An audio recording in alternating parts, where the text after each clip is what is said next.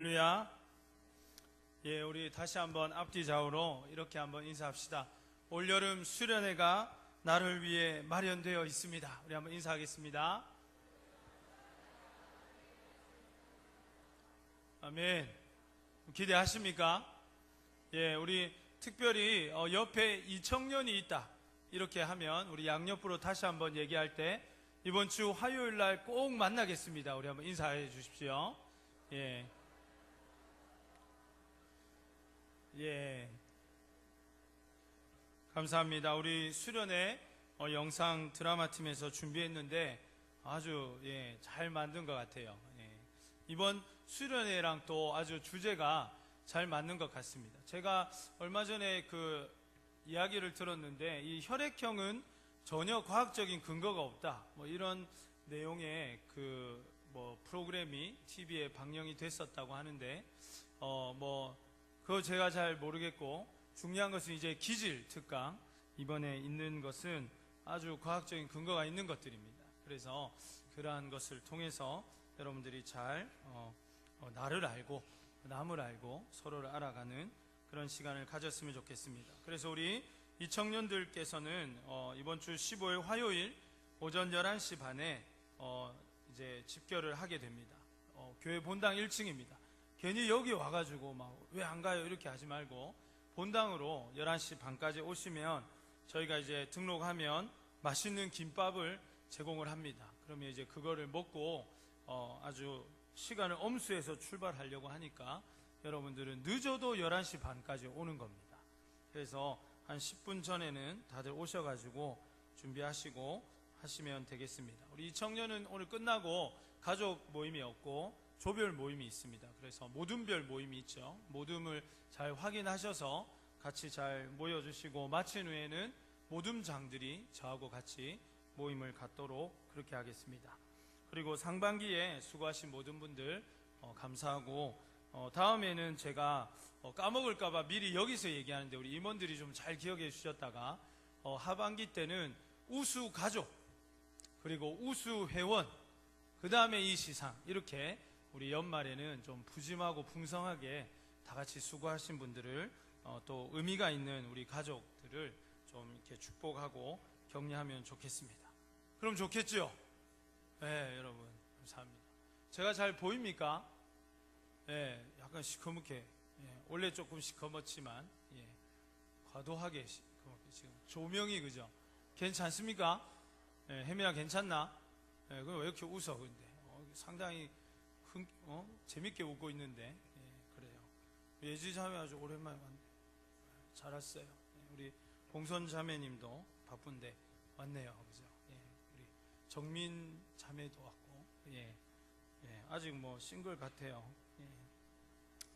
감사합니다. 아무튼 오늘 복현정 자매는 안 왔죠 아직? 제가 여행에서 온 건 알고 있는데 아마 또 인사하고 이럴 때 많습니다. 결혼하고 오면 여러분 아무튼 또 기회가 되면 우리 예배에서 같이 한 번 더 인사하면 좋겠습니다.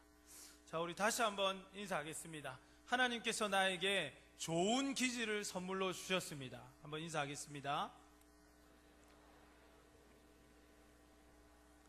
아멘. 여러분 기질이란 말을 들어보셨습니까? 기질. 나는 내 기질이 뭔지를 알고 있다. 한번 손 들어보세요. 나는 내가 어떤 기질을 가지고 있는지 알고 있다. 한번 손 들어 보십시오. 없구나.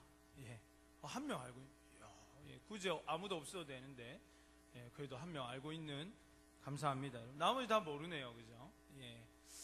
자, 그래서 이번에 우리 수련회가 이제 기질이라는 제목으로 진행이 되는데 저는 이제 올해로 결혼을 한 지가 이제 12년 차에 들어갑니다.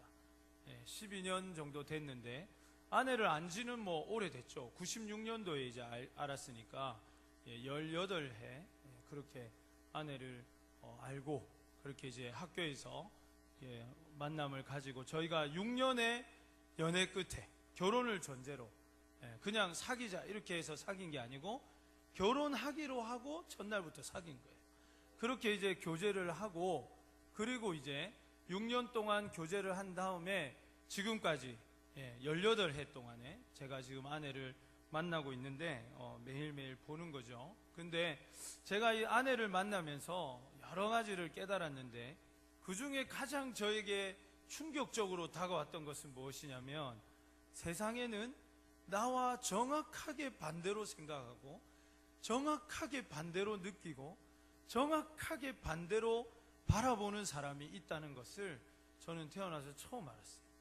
그때까지만 해도 저는 다 나같이 사람이란 건 다 똑같은 생각과 반응과 의식과 인지를 가지고 있다고 그렇게 생각했는데, 아내를 만나면서 똑같은 것을 바라봐도 정확하게 다르게 이야기하고 똑같은 생각을 가지고 있어도 정확하게 다르게 이야기하는 사람이 있다는 것을 처음으로 알게 되었습니다. 그래서 아내를 보면서 사람이 다 나같이 느끼는 것이 아니구나, 그러한 것들을 제가 처음 알게 되었습니다. 그러고 보면 사람은 누구나 같지가 않습니다. 어떤 사람들은 학자들은 사람을 A와 B형으로 구별합니다. 물론 아주 일리가 있지만 사람은 A 아니면 B라고 얘기하기에는 너무나도 다양한 사람들이 있죠. 그리고 여러분들이 잘 아는 것처럼 화성에서 온 남자, 금성에서 온 여자, 이런 책을 읽어보면 남성과 여성의 차이를 또 설명해 놓은 것도 우리가 보게 됩니다. 저도 대학 시절에 그 책을 읽으면서 참으로 많은 도움을 받았고 여러분에게 일독을 권합니다마는, 그러나 그렇게 남성과 여성으로만 이야기하기에는 또 사람이 그렇게 단순하게 구별되어지지 않는다는 것을 우리가 잘 알 수 있습니다. 그래서 여러분이 잘 아는 MBTI라든지 MMPI라든지 디스크 검사라든지, 이 허리 디스크 아닙니다, 여러분.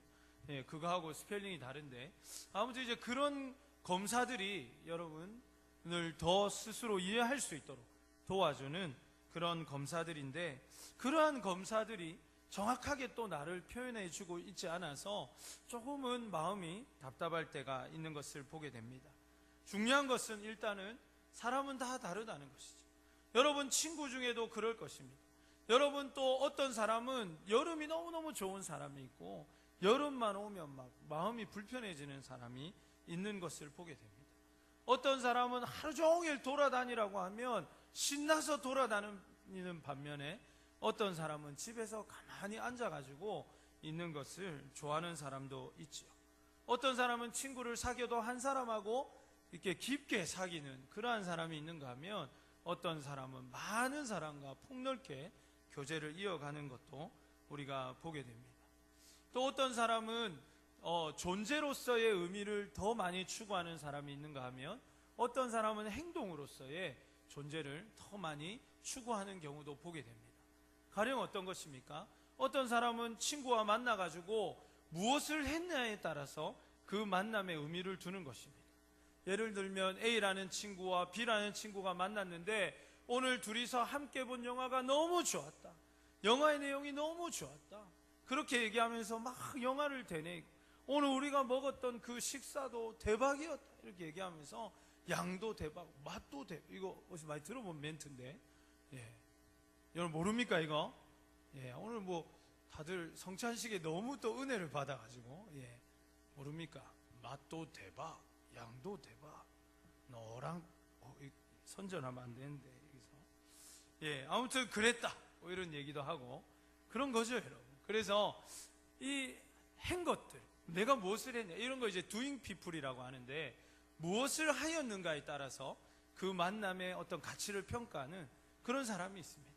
그런 반면에 being people이라는 존재들은 그냥 우리가 뭘 한 게 중요한 게 아니라, 영화도 내가 너랑 봐서 의미가 있었어, 이 식사도 너랑 같이 해서 의미가 있었어, 그냥 아무것도 안 해도 좋고 뭘 해도 좋은데 나는 너하고 있으면 그냥 좋은 거야 라고 생각이 든다면, 그런 사람들은 이제 being people이 될 수 있겠죠. 아마 이야기를 들으면서 이건 내 얘기 같다, 저건 내 얘기 같다 라고 생각하는 이야기들이 아마 있었을 것입니다. 또 사람은 체계적인 사람과 비체계적인 사람으로 나눌 수 있습니다. 학교를 갑니다. 그 전날에 미리 책가방을 다 싸놓고 숙제가 다 잘 되었는지 다시 한번 확인하고, 또 예습이나 뭐 준비물은 다 되었는지를 전부 다 확인해서 학교에 가야 편한 사람이 있을 거예요. 근데 어떤 사람은 내일 일은 내일 일이고 오늘을 실컷 즐기다가 아침에 일어나서 부랴부랴 막 책 어딨나, 숙제 어딨나, 그것도 레포트 했는지 안 했는지 막 확인도 안 하고 들고 갔다가 알고 보니까 작년에 냈던 거 그것도 들고 가. 이렇게 하는 사람도 있죠. 체계와 비체계형의 사람입니다. 네 번째는 주도형과 종속형의 사람이 있습니다. 이렇게 사람들이 많이 있을 때 내가 막 오늘은 이 영화를 보자, 오늘은 뭐 놀러 가자, 오늘은 이걸 먹자, 자 돈 걷어라, 막 이렇게 하는 사람은 주도적인 스타일이죠. 그러나 이런 것들을 꼭 하지 않고 나는 그냥 편하게 얼마 내면 되는지, 무슨 영화 언제 보러 가면 되는지 이런 거 하는 게 마음에 편하다, 그렇게 느껴지면 종속형의 스타일입니다. 그러나 이 네 가지, 제가 얘기한 이 네 가지보다 더 많이 사람을 자잘하게 끊을 수가 있지만 이 모든 것을 포함해 주는 한 가지가 있는데 그게 뭐냐면 사람을 기질로 나누는 것입니다. 사람은 저마다 기질을 가지고 태어납니다. 기질이라는 것은 그냥 기력과 체질이라는 말인데 성격이나 지능과 비슷한 의미입니다. 그래서 어떤 사람은 기질을 성격 플러스 알파라고 말합니다. 그러니까 기질이라는 것이 나의 캐릭터 더하기 알파, 그것을 기질이라고 말하는 분도 있어요. 그리고 그것이 다른 사람에게 보여지는 것이 나의 인격이다라고 이야기를 하는 사람도 있습니다. 아무튼 기질은 내가 누구이고 내가 어떻게 반응하고 내가 어떻게 말하고 내가 어떻게 느끼는 모든 것을 설명해 줄 수 있는 아주 좋은 개념입니다. 그래서 저는 이 기질이라는 것을 아주 중요하게 생각하고 또 여기에 관심이 많이 있습니다. 제가 여기에 관련해서 공부하고 또 이렇게 책을 여러 권 읽고 또 이제 사람들을 보면서 그렇게 한 지가 한 10여 년이 되는데 이게 참 꼭 들어맞는 것 같아요. 저희는 이제 애가 셋 아닙니까? 큰애, 둘째, 셋째가 기질이 다 같을까요? 다를까요? 예, 다 다릅니다. 셋 다. 그래서 우리는 셋을 다 다르게 대합니다. 셋에 맞게. 민서는 민서대로, 예서는 예서대로, 찬서는 찬서대로 각각에 맞는 형태에 따라서 우리는 아이들을 대합니다. 기질은 크게 네 가지가 있습니다. 다혈질, 담즙질, 점액질, 우울질이 그 네 가지입니다. 그런데 이 네 가지를 뭐 딱 한 개만 갖고 있는 사람은 없지요. 그리고 이 네 가지 기질이 복합적으로 섞여서 나타나게 되는데 그것을 우리가 복합 기질이라고 합니다. 근데 이게 왜 중요할까요, 여러분? 이것이 왜 중요하냐면 이것이 우리가 살아가는 데 있어서 실질적인 것이 되기 때문입니다. 가령 여러분의 직장 상사나 선배 중에 또 여러분이 많이 만나고 대해야 될 사람 중에 다혈질이 있다고 한번 상상해 보시기 바랍니다. 여러분, 다혈질은 어떨 것 같아요? 다혈질의 특성 어떨 것 같습니까? 예, 다혈질하면 우리가 보통 차분한 사람을 말합니까? 아니면 막 좀 액티브하고 이런 사람을 얘기합니까? 예, 좀 후자죠, 그죠? 예, 그래서 다혈질은 다혈질이 반드시 감정적이고 막 화를 잘 내고 이런 거는 아닙니다, 여러분. 그런데 이제 다혈질은 어쨌든 감정에 아주 기복이 있는 그런 성향을 기본적으로는 가지고 있죠. 근데 그런 다혈질을 직장 상사로 모시고 있으면 이 점액질 같은 사람들, 아니면 우울질 같은 기질을 가진 사람들은 그러한 다혈질의 상사를 이렇게 대하기가 굉장히 어려울 것입니다. 그 앞에만 서면 작아지는 자신을 느끼고 왜 화를 내는지 모르겠는데 이 사람 맨날 나만 보면 화난 것 같고 이분은 막 어쩔 때는 나에게 이제 드디어 나를 자신의 부하 직원으로 이렇게 인정하나 이런 것 같은데 내일 가면 또 다르고 점심때까지 좋았는데 오후에 또 갑자기 왜 이런지 모르겠는데 우리 사이에 아무 일도 없었는데 갑자기 이 사람 돌변해가지고 또 나를 힘들게 하는 것처럼 느껴질 수가 있는 것입니다. 만약 점액질 같은 또 우울질 같은 스타일의 사람이 이 다혈질의 직장 상사를 만나면 속이 터져 죽습니다. 나는 막 이걸 뭐 빨리빨리 결정을 해야 되고 빨리 답을 받아야 되고 막 이래야 되는데 그 사람은 그냥 좀 이따가 얘기하자, 지금 일하는 거 안 보이나 이러고 어쩔 때는 막 짜증부터 내고 막 이러니까 밑에 있는 사람들 일하기가 굉장히 어렵죠. 반면에 또 다혈질이 보기에 이 점액질과 우울질은 너무 재는 거예요. 그러니까 다혈질 상사가 이러한 부하 직원을 보면 어떨까요? 너무 쪼잔해 보여요. 너무 막 이렇게 하는, 그러니까 대범하지 못하다고 생각할 수 있고 큰 인물 못 된다고 생각할 수 있는 것입니다. 이런 차이들이 막 있는 거예요. 연애할 때도 마찬가지입니다. 주로 보면 다혈질의 사람들이 점액질이나 우울질의 사람을 만나요.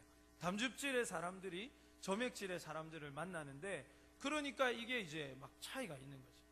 그래서 제가 볼 때 가장 안 좋은 케이스가 뭐냐면 여성이 다혈질이고 남성이 우울질일 때, 이게 아주 제가 볼 때 어려운 커플입니다. 근데 그런 커플이 없느냐? 제가 보기에 한 40%가 그런 커플이에요. 그러니까 집안이 맨날 난리가 나. 서로 이해가 안 됩니다. 죽었다가 깨어나도 이해가 안 됩니다.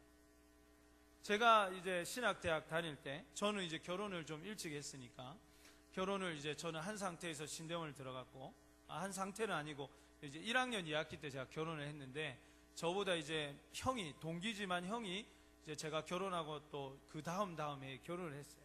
그래서 형이 이제 3학년 마지막 학기에 이제 결혼을 했는데, 저한테 와가지고 하루는 도저히 못 살겠다. 내가 형 결혼한 지 2달도 안 됐는데 왜 그러냐고 그러니까, 그분도 전도사지 않습니까? 왜 그러냐고 그러니까 아내가 청소를 안 한대요. 미치겠대요. 막 이게 청소가 안 돼 있는 걸 보니까 자기가 참을 수가 없잖아요, 그것에 대해서. 저는 그런 거 아주 잘 참습니다. 아주 막 자유롭고 뭔가 이게 막 자유가 여기 있는 것 같고, 저는 그게 아주 좋은데 그 형은 그걸 보고 미치요.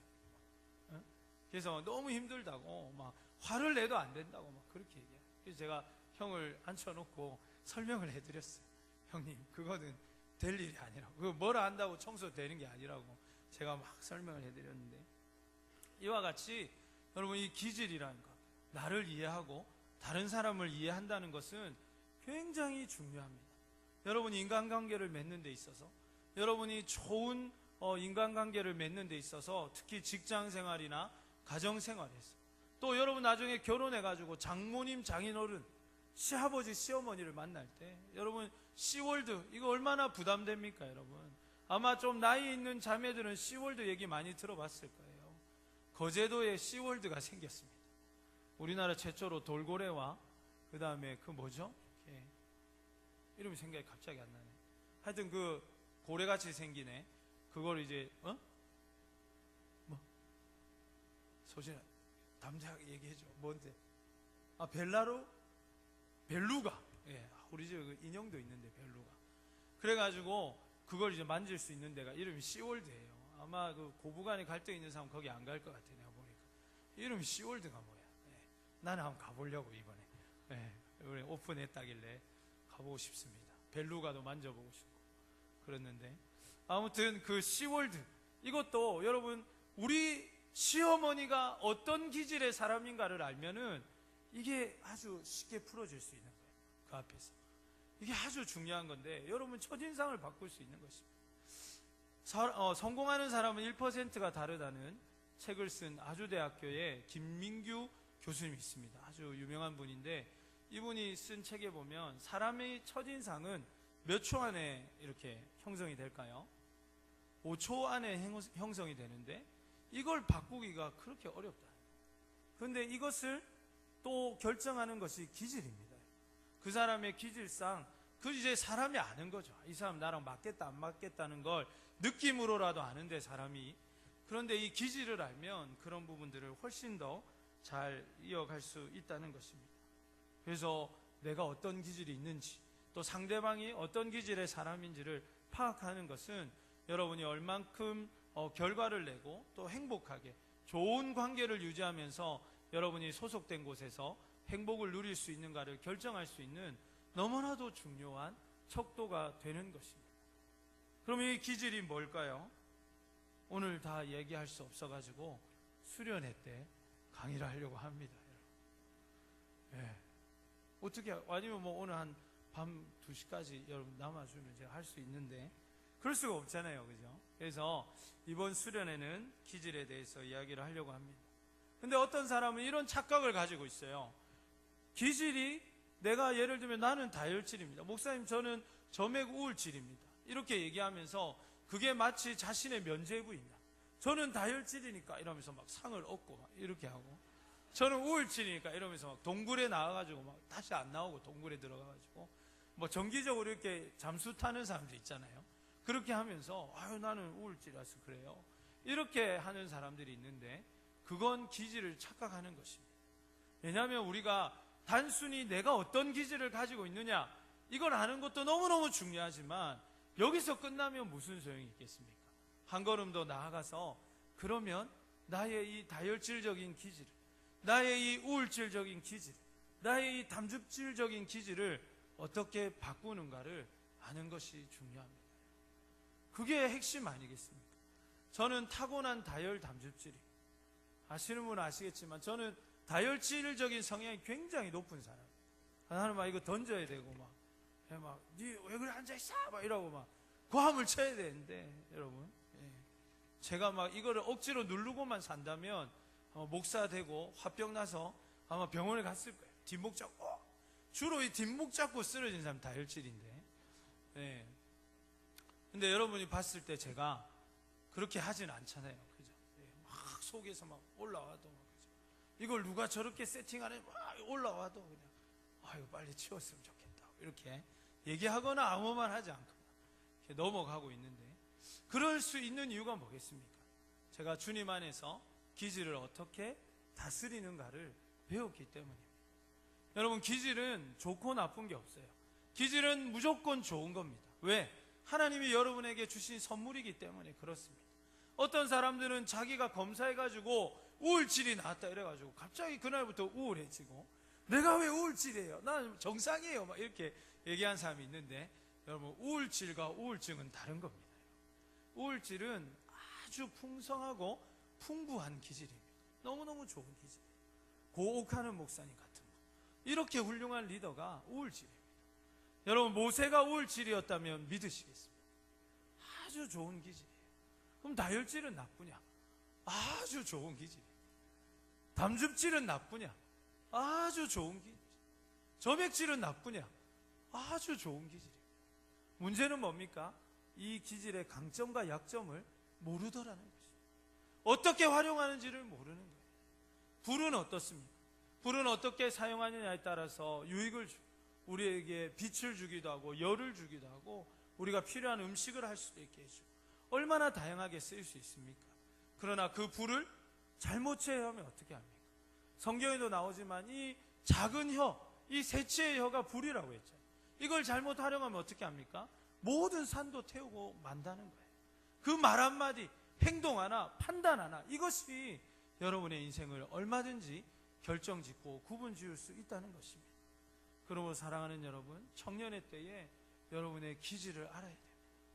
여러분이 이러한 때에 내가 어떤 성향의 사람이고, 그래서 내가 가지고 있는 강점과 약점은 무엇이고, 그래서 내가 어떤 직업을 가질 때 더 내가 자유롭고 즐거울 수 있는지, 더 좋은 결과를 가질 수 있는지를 배워야 한다는 것입니다. 특별히 이번에 우리 1청년은 아직 회의를 못 해가지고 확정된 것은 없어가지고 제가 그건 이제 나중에 또 광고를 하겠지만, 우리 2청년 같은 경우는 이제 강사를 한 분 특별하게 모셨습니다. 그분은 이제 다중지능, 코칭 이런 거 전문으로 하시는 분인데, 그 목사님 오셔가지고 이제 여러분 다중지능을 이렇게 나눌 것인데, 다중지능이라는 것은 여러분의 진로와 관계가 있습니다. 뇌, 여러분 전두엽 이런 거 알죠, 여러분?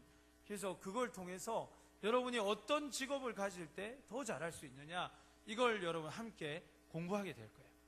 이제 이 청년들은 진로를 선택해야 되니까 아주 도움이 실질적으로 되겠죠.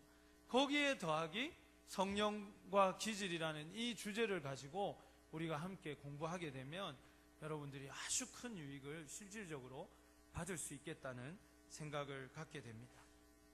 그런데 안타깝게도 시험 때문에, 계절학기 때문에, 자격증 때문에, 집안의 반대 때문에, 자신의 어떤 그것 때문에, 또 끊어놓은 수영장 때문에 이번 수련회에 오지 못하겠다고 말하는 청년들을 보게 됩니다. 사랑하는 여러분, 제가 여러분에게 사랑의 마음을 가지고 정말 한번 묻고 싶습니다. 여러분이 수련회에 가지 못하는 그 이유가 여러분이 수련회에 가서 얻을 것보다 더 큰지를 다시 한번 셈해 보시기를 바랍니다. 여러분이 수련회를 가지 않고 따는 자격증, 여러분이 수련회를 가지 않고 얻는 돈, 여러분이 수련회를 가지 않고 갖게 되는 그 어떤 것이 여러분이 이번 수련회를 통해서 얻게 될 유익보다 더 큰지를 스스로 계산해 보시기를 바랍니다. 저는 그것이 무엇이든지 간에 수련회보다 더 가치 있을 것이라고 생각하지 않습니다. 저도 다 여러분의 때를 지냈습니다. 저는 여러분보다, 제가 누구보다도 많은 학점을 이수해야 하는 과정을 제가 했기 때문에 여러분보다 더 많은 학점을 들었습니다. 저는 30학점씩 이렇게 들었어요. 하나 29학점씩. 그렇지만 한 시간이 한 학점이 아니고 3시간짜리인데도 한 학점짜리 수업이 많았습니다. 그래야 이제 이수가 차니까. 그리고 그런 과정을 거쳤지만 계절학기를 한 번도 들은 적이 없습니다. 때로는 토요일 날 수업이 이제 매주 있는 수업이었는데 유명 강사를 모셔가지고 하는 거기 때문에 저희 과정만 하는 수업이었는데, 그때 제가 찬양팀, 또 중등부 찬양팀 교사, 그리고 또 우리 교회 찬양팀 이런 거에 소속이 돼 있어가지고 저는 그 수업을 그냥 F 받았습니다. 그리고 그 다음 해에 제가 이제 그 모든 걸 다 마치고 나서 다시 수강한 적도 있습니다. 제가 여러분에게 도전하고 여러분에게 얘기하는 것은 제가 하지 않을 것을 말하지 않습니다. 지금까지 저와 함께 오랜 시간을 썼던 사람들은 알겠지만 제가 여러분에게 권하는 것들은 내가 그렇게 하지 않을 거면 여러분에게 권하지 않습니다. 그리고 여러분의 인생이 얼마나 소중합니까? 제가 함부로 권면하고 함부로 이래라 저래라 했다가 제 말 듣고 여러분이 직장 잃고 여러분이 진로가 잘못되고 그래서 자격증을 못 받으면 누가 다 책임집니까? 그렇게 얘기한 저도 책임이 있는 거 아닙니까? 그래서 저는 함부로 그렇게 얘기하는 거 아닙니다. 여러분의 인생이 걸려 있는 것도 알고 여러분의 삶이 그만큼 중요하다는 것도 압니다. 그렇지만 제가 여러분에게 권면하는 이유는 저도 여러분 때의 그런 결단들을 수없이 해보았기 때문입니다. 전들 눈 많이 뜨고 F학점 어떻게 받습니까? 전들 제가 돈이 많아가지고 아르바이트를 포기합니다. 저는 몇 번 얘기했지만 돈이 없어서 1년 휴학한 적도 있어요. 그렇지만 수련회가 되면 어김없이 여러분도 지금 하고 있는 맥도날드, 저는 밤새워 일했습니다.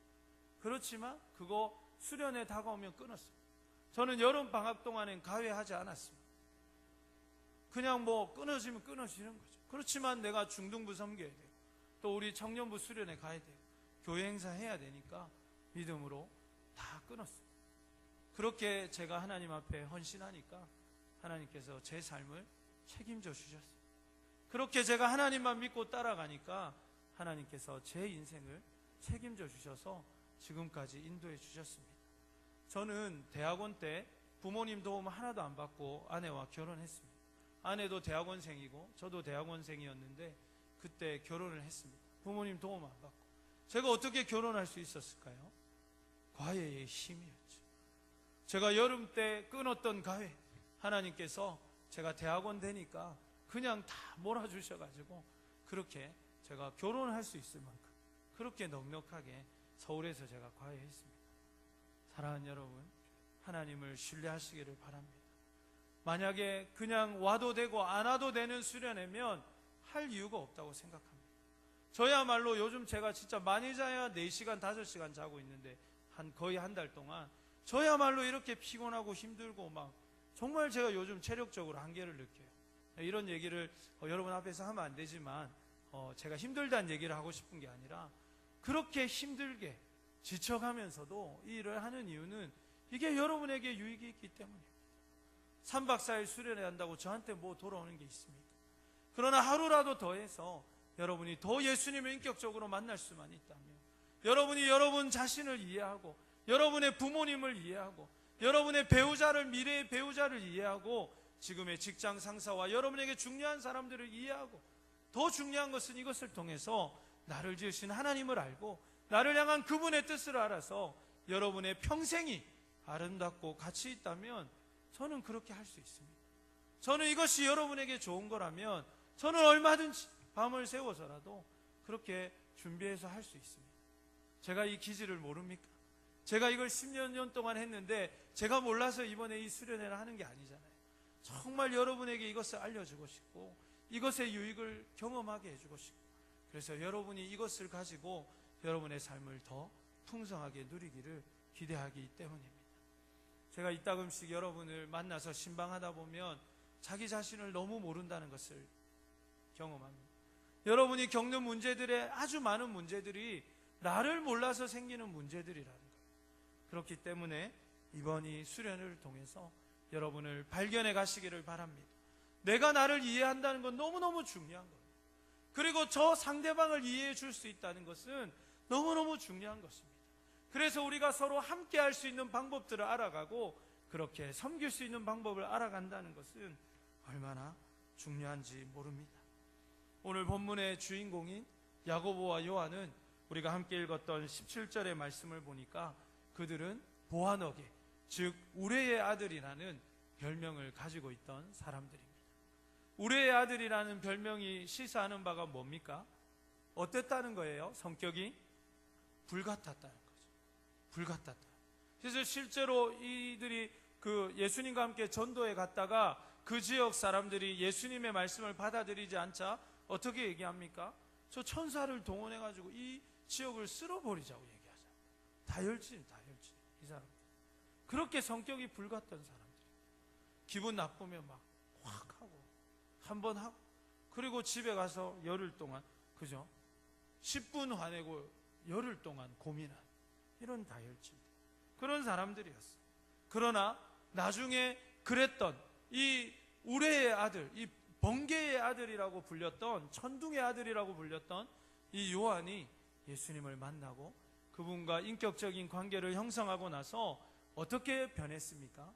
사랑의 사도라는 이름으로 우리에게 다가오고 있는 것입니다. 요한은 사랑의 사도예요. 그래서 그가 쓴 요한 1, 2, 3서를 보시기 바랍니다. 얼마나 사랑의 언어들로 가득합니까? 베드로는 어떻습니까? 무식한 어부이고 하나님 앞에, 예수님 앞에 늘 좌충우돌하고 자기가 얘기하고 장담한 것도 실천하지 못하는 그런 연약한, 감정이 앞서는 전형적인 다혈질의 사람 아니었습니까? 그런 베드로를 주님이 만지셨을 때, 그가 성령으로 충만해졌을 때 베드로 전후서를 읽어보십시오. 얼마나 논리적이고 얼마나 조목조목 글이 감동적인지 이루 다 말할 수 없어요. 그게 어떻게 무식한 어부가 쓴 그러한 글이라고 할 수 있겠습니까? 성령께서 하시면 변화되는 줄로 믿습니다.